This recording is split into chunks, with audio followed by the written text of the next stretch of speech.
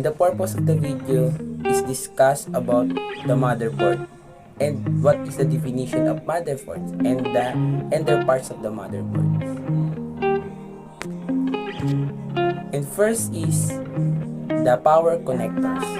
Power connectors is motherboard required electricity for functioning and is a special 24-pin black connector that allows to the motherboard to be connected to the computer. The next one is CMOS battery. CMOS battery is also called a coin cell battery on the motherboard.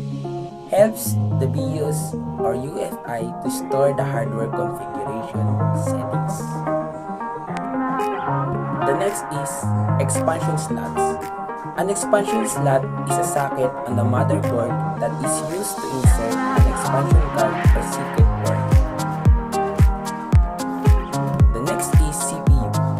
CPU chip, the central processing unit, is a processor that controls all computer system functions. The central processing unit controls the overflow of a computer. The next is PCI slot. PCI slot means peripheral component interconnect. It is the common way to attach add-on controller parts and other devices to the computer motherboard. Next is USB.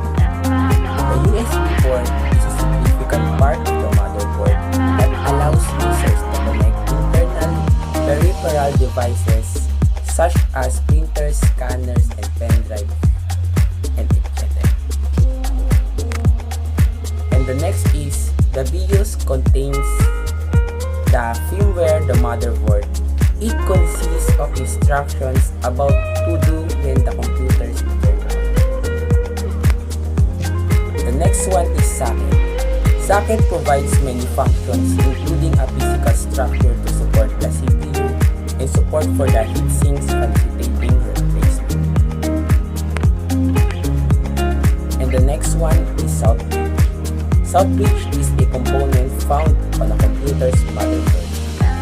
It is responsible for managing various peripheral devices connected to the computer.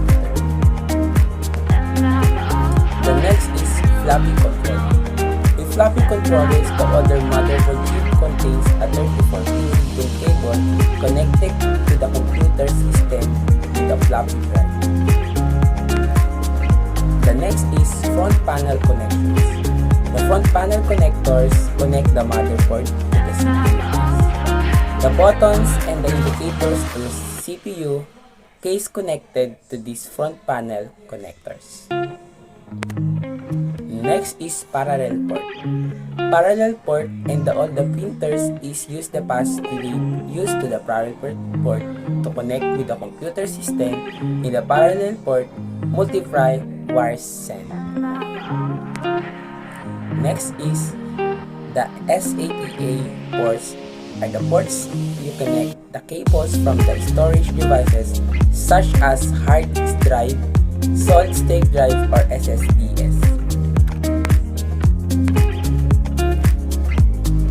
Next is heat. The heatsink is cooling system.